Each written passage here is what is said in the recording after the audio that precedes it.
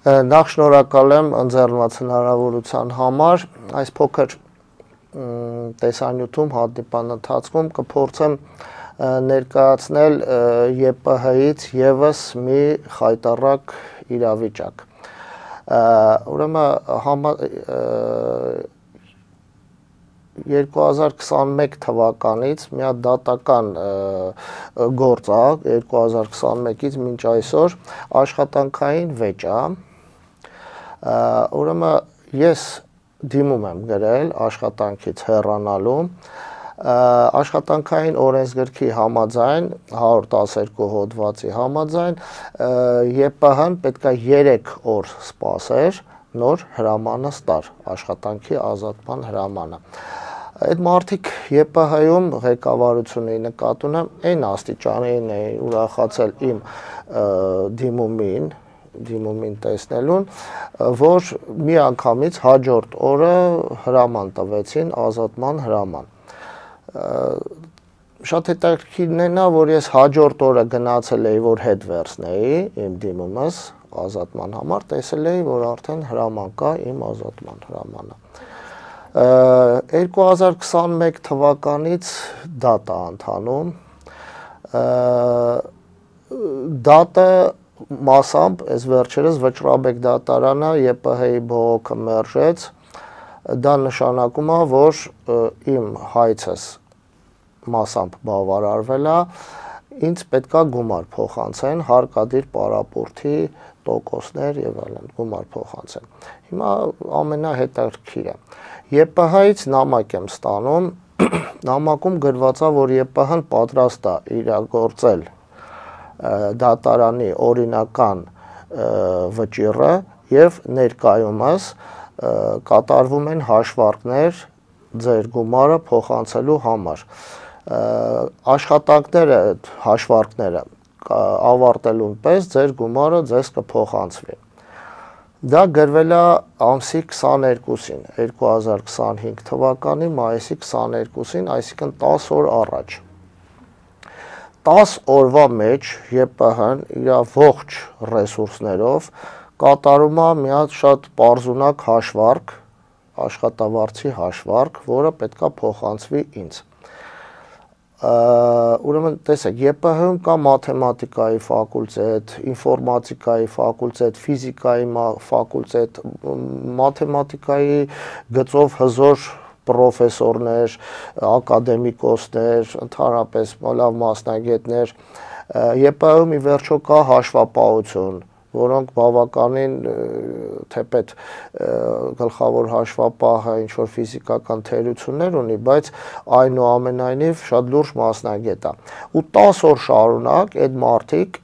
հաշվարկ են անում, աշխատավարձից հաշվարկը, որը պետքա փոխանցվի ինձ։ Ու առ այսօր այդ հաշվարկից ձեն չկա։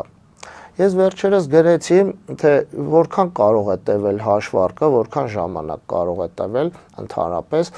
ու ինչու ես օրինակ չեմ մասնակցում այդ հաշվարկի աշխատանքներին։ Առայժմ դրա պատասխան էլ չկա, այսինքն մարդիկ չգիտեն, չեն տիրապետում իրավիճակի, ասում են հաշվարկ ենք անում, բայց կարող է նաև չեն անում։ Ասում են ձեզ պետքա գումար փոխանցենք հաշվարկը ավարտելուց հետո, սակայն չգիտեն երբ է ավարտվելու հաշվարկը։ Ավելի ձեզ ասեմ, ես որ դիմում եմ գրում ԵՊՀ, այդ դիմումը անցնում է մի քանի էտապներով, այսինքն սկզբից դիմումը վերցնում է ինչ-որ օրինակ Ամալիա Գալստան անունով ինչ-որ մեկը, հետո դիմումը փոխանցվում է Հովհաննիսյան Հովհաննեսին, որը ռեկտոր է, հետո Հովհաննես Հովհաննիսյանը փոխանցվում է եւս մեկ անձին, այսինքն այդ էտապներում բոլորը փաստացի դե ֆակտո մասնակցում են իմ հաշվարկին, այսպես ասած գումարի, բայց ես օրինակ չեմ մասնակցում այդ հաշվարկին, այսինքն բոլորը ամեն ինչից տեղյակ են, բայց հաշվարկը չի ընթանում, ես հաշվարկին չեմ մասնակցում։ Հիմա ինչ ասեմ, միակ բացատրությունը նա է, որ ԵՊՀ-ն դարձել է այն հիմնարկը, որտեղ հաշվել չգիտեն։ Դա ինչի է տենց դարձել, օրինակ շատ տրամաբանական հարց կարող է բոլորի մոտ առաջանա, դա իհարկե ունի իր արմատները։ Ես ձեզ ասեմ, որ մինչև 2018 թվականի ԵՊՀ-ն էապես տարբերում է 2018 թվականի ԵՊՀ-ից հետո ԵՊՀ-ից։ Ինչի։ Ուրեմն 2019 թվականին օրվա իշխանությունների ճնշմամբ, ուղիղ ճնշմամբ հրաժարական տվեց երջանկայիշատակ ԵՊՀ-ի ռեկտոր Արամ Սիմոնյանը։ Դրանից հետո ԵՊՀ-ն փաստացի, ես կասեի դե ֆակտո եւ դե յուրե սկսեց քանդվել։ Ինչ եղավ հետո։ ԵՊՀ-ի ռեկտորի պաշտոնակատար սկսեց ԵՊՀ պաշտոնակատար կարգվեց Գևորգյան Գեգամ անունով մեկը, որը ակադեմիկոս էր եւ այլ, բայց իրավաբանորեն շատ խոցելի մարդ։ Ուրեմն ինքը իր ընտրության ժամանակ հոգաբարձուների խորհուրդը երբ որ իրան ընտրում է ռեկտորի ժամանակավոր պաշտոնակատար, ինքը թաքցրեց իր կենսագրությունից շատ կարևոր բան։ Ինքը միաժամանակ հանդիսանում էր Էվոկաբանկի խորհրդի նախագահի տեղակալ։ Դա չի թույլատրվում։ Դե պատկերացնում եք, ակադեմիկոս մարդ է, հավակնում է ռեկտորի պաշտոնի, սոլիդ տարիքի մարդ ու թաքցնում է կենսագրական տվյալ, որը շատ կարևոր է, եթե դա ի վերջո դա բացահայտվեց եւ դատարանը դադարեցրեց լիազորությունները Գևորգյան Գեգամի։ Հետո ինչ եղավ։ Հետո շարունակվեց ԵՊՀ-ի sense խայտառակ գահավիժումը, անկումը շարունակվեց։ 3 հոգով ինչ որ մարդիկ, որոնց մեջ կա նաեւ իմ կողմից հարգելի մարդ, հավաքվեցին ու ԵՊՀ ռեկտոր, նախ օրենքը փոխեցին, կառավարության որոշումը փոխեցին, կառավարության որոշմամբ նախկինում ռեկտորը պետքա լիներ պրոֆեսոր, դա պարտադիր պայման էր, դոկտոր ու պրոֆեսոր, Փոխեցին, այդ պրոֆեսոր բառը հանեցին, այդ ամեն ինչը արվեց Հովհաննիսյան Հովհաննեսի համար, որովհետև ինքը նոր դառել էր դոկտոր, բայց չէր դառել պրոֆեսոր։ 3 հոգով իրան կարգեցին ռեկտորի պաշտոնակատար, հետագայում նա փաստորեն նորից եմ ասում օրվա իշխանությունների ուղիղ ճնշմամբ ու միջամտությամբ դարձավ ռեկտոր։ Հիմա ես զբաղեցնում էի սկզբից հասարակայնության հետ կապերի բաժնի պետի պաշտոնը, այնուհետև գլխավոր մասնագետի պաշտոնը։ Հիմա տեսեք, ես շարունակեմ, ես ուզում եմ, որ բոլորը հասկանան, թե ինչու է ԵՊՀ-ն այսօրվա վիճակով այս վիճակում։ Դրանից հետո ինչ եղավ։ ԵՊՀ-ում նույն Հովհաննես Հովհաննիս պարզվեց, որ նույն Հովհաննես Հովհաննիսյանի ենթադրենք դոկտորական դիսերտացիան, ատենախոսությունը, դա իր մեջ պարունակում է գրագողության ռիսկ։ Այսինքն ես ինքս դիմել եմ ԲՕԿ, բարձրագույն որակավորման կոմիտե, ու խնդրել եմ, պարզաբանել եմ, թե որտեղ է ռիսկը, այսինքն այդտեղ մեջբերումներ էր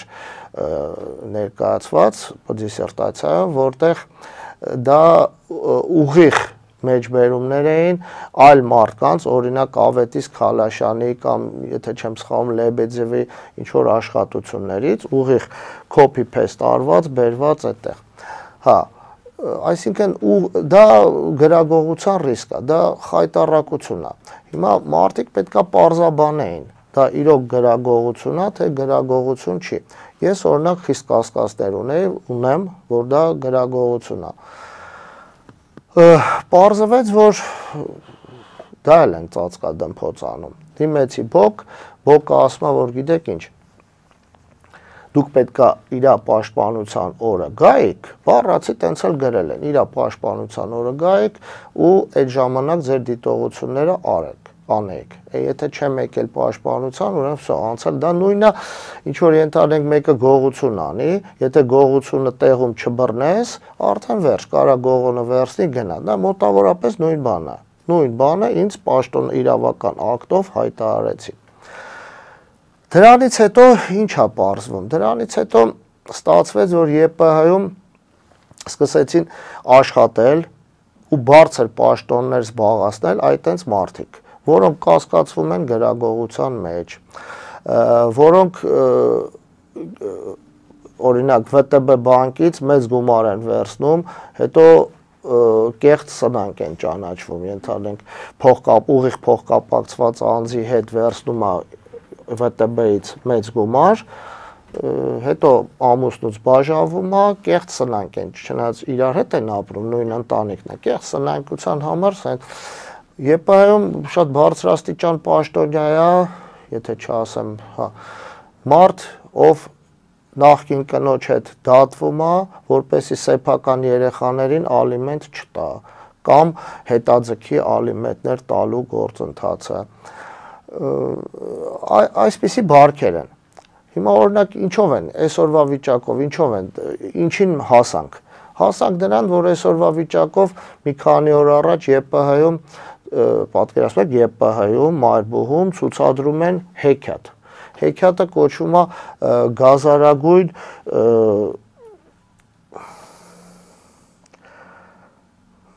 զատիկի կորած կետիկները։ Ինչ որ գազարագույն զատիկի մասին, որը կորցրել է իր կետիկները, դրա մասին հեքիաթ են ցուցադրում ԵՊՀ-ում, դա աննախադեպ բան է, կամ նույն ԵՊՀ-ում այս վերջերս Տավուշ հայրենակցական միության համագումարն է տեղի ունենում։ Եվա կարող է մեկի հարսանիքը տեղի ունենա, տենց ոնց որ մարզահամերգային համալիրում։ Ողջ ասածս այն է, որ ես փորձեցի բերել դրան, թե ինչ կապ ունի ենթադրենք իմ հաշվարկ չանելը ամեն ինչի հետ։ Եթե մարդիկ զբաղված են գազարագույն զատիկներով, զբաղված են Տավուշի համագումարով, զբաղված են սեփական երեխաներին ալիմենտ չտալով կամ հետաձգելով այդ գործընթացը կամ կեղծ սնանկությամբ, պարզա այդ մարդիկ հաշվարկին չեն տիրապետում։ Այսինքն իրանց հաշվապահությունը փոխարենը զբաղվի իր ուղիղ պարտականություններով, օրինակ իմ գումարը հաշվարկի վճռով սահմանված ինձ փոխանցի, ենթադրաբար զբաղվում է այդ գազարագույն զատիկի տոմսերը վաճառելով կամ դրա ստացած եկամուտը հաշվելով, կամ զբաղվում է ալիմենտների հաշվարկներով ինչ որ մարդկանց։ Ես ճիշտ ասած այս վերջերս էլի դիմեցի, հաշվապահություն չեմ դիմում, դիմում եմ ԵՊՀ, ես դες ասեցի, օրինակ մի քանի օր առաջ հարցրեցի, ասեցի, ինչքան կարող, որքան ժամանակ կարող է տևել այդ հաշվարկը, կարող է ընդհանրենք 2 տարի տևի կամ 4 տարի տևի, կամ ինչու ես ինչու չեմ մասնակցում այդ հաշվարկին, որևէ պատասխան ցավոք առ այսօր չկա, հասկանում եք, այդ մարդիկ կարող է վաղը ընդհանրապես հրաժարվեն, չնայած մոտս իրանց փաստաթուղթը ուղարկված կա, բայց մարդիկ, հասկանում եք, ռուսերեն լավ բառ կա, բեզաչոտնիկ են, մարդիկ կարող է վաղը հրաժարվեն, ասեն, գիտես ինչ, թեպետ մենք գրել ենք տենց բան, բայց գիտես ինչ, ոչինչ չենք տալու փողը, կամ գնա նորից դատի տուր, կարան տենց էլ անեն։ Կարան տենց էլ անեն, կարան չտան գումարը, ես գնամ ընկնեմ նորից դատարան եւ այլն, տարիներ շարունակվի այդ ամեն ինչը։ Դրան մենք հասել ենք, նորից եմ կրկնում, ԵՊՀ-ն տենց չէր։ Դրան մենք ցավոք հասանք 2018 թվականից այսքոմ։ Տենց ոնց որ բոլոր ոլորտները այդ բուհը ապականվեց։ Ու ես չգիտեմ կշարունակի գոյատևել սենց վիճակով, թե չի շարունակվի, ես դրա պատասխանը իրոք չունեմ, բայց ես շատ եմ ցավում, որ Հայաստանում տենց բուհ կա ու տենց մարդիկ են աշխատում։ Մեկ-մեկ ես պատկերացնում եմ ու համեմատում եմ, ասենք թե ոնց ենթադրենք կարող է Հարվարդի համալսարանում կամ թեկուզ լավ Մոսկվայի պետական համալսարանում MGU-ում ենթադրենք թատրոն ցույց տան կամ կներեք Հարվարդ չասեմ, որտեղ դա շատ բարձր է երևի կամ նույն Մոսկվայի կամ Լենինգրադի լավ կամ լավ Օրենբուրգի համալսարանում ենթադրենք Կրասնոդարի հայրենակցական միությունը համագումար անի։ Դա անպատկերացնելի է իմ համար, ես հատուկ տենց օրինակներ եմ բերում, որ ինչ որ մեկը չասի, գիտես, ինչ մեզ Հարվարդի հետ մի համեմատի կամ Մասաչուսեթսի կամ Քեմբրիջի ամենապարզունակ օրինակներ եմ բերում։ Ես մնում է ինձ միայն ցավալ եւ Ինչի հետապնդում այդ ամենը կազմակերպելը։ Ոնց։ Ինչ է հետապնդում այդ ամենը կազմակերպելը։ Գիտեք ինչ, ստեղ երկու հատ վարկած կա, երկու հատ։ Կամ մարդիկ չեն տիրապետում իրոք իրար, այսինքն մասնագետ չեն տիրապետում։ Երկրորդը ինձ թվում է ամենակարևորն է, որ մարդիկ չգիտեն ու չեն սիրում ինչ բանա սիրել։ Չգիտեն բուհը սիրել, չգիտեն, իրանց համար այդ բուհը բիզնես պրոյեկտ է, որտեղ կարելի է Տավուշ հայրենակցական միության համագումար անել, որտեղ կարելի է ինչ-որ թատրոններ ցուցադրել, կամ կարելի է ինչ-որ սրճարաններին վարձով տալ տարածքները, կամ վաճառել մի մասը, ես չգիտեմ, Ստայանկայի կամ մյուսի։ Ինձ թվում է այս մարդիկ ուղղակի եկել են խոպանի նման բան է, եկել են, դա իրանց համար բիզնես պրոյեկտ է, այդե մի բան ասեմ, ղեկավարների բուհի, ԵՊՀ-ի ղեկավարների մի մասը սորոսական են, այսինքն այդ մարդիկ միշտ ստացել են գումարներ տարբեր հիմնադրամներից, նու անպայման չի Սորոսից, տարբեր հիմնադրամներ կա, իրանք պատկերացնում են, որ ԵՊՀ-ն դա մեծ հիմնադրամ է, որտեղից կարելի է ստանալ գումար ու ծախսել այդ գումարը առանց հաշվետվության։ Օրինակ, եթե խորհուրդ կտամ բոլորին, օգտվելով առիթից, որ մտնեք ԵՊՀ-ի պաշտոնական կայք, այնտեղ դրամաշնորհների բաժին կա, թե ում ինչի համար են տալիս դրամաշնորհներ։ Ուղղակի կզարմանաք, թե ԵՊՀ-ն ում է տալի դրամաշնորհեր ու ինչի համար։ Հա, զարմանալ կարելի է, իրոք, ես բազմիցս դրան անդրադարձել եմ, ես ուղղակի հիշեցի այդ պահը, այդքան է։ Դուք նշեցիք, որ դիմում հայտը, որ ներկայացրել եք, հաջորդ օրը փոշմանել եք եւ ուզեցել եք չեղյալ համարել։ Քայլեր ձեռնարկել եք հետ վերադառնալ ԵՊՀ։ Ուրեմն տեսեք, դա 2021 թվականն էր, երբ որ նոր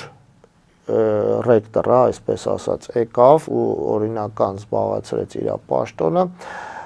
ես մտածեցի դե մեկը էսա ուշ թե շուտ հանելու է, արի ավելի լավ է ես ինքս դուրս գամ գնամ։ Ու էմոցիայի ազդեցության տակ սեպտեմբերի վերջն էր, դիմում գրեցի, դուրս գալու հետ կապված խնդրեցի ինձ ազատել աշխատանքից եւ ներկայացնել վերջնահաշվարկ։ Ես գիտակցում էի գրելուց, դիմումը գրելուց, ես պարզ գիտակցում էի, որ դիմումը պետք է բավարարեն 3 օրվա ընթացքում, 3 աշխատանքային օրվա ընթացքում, քանի որ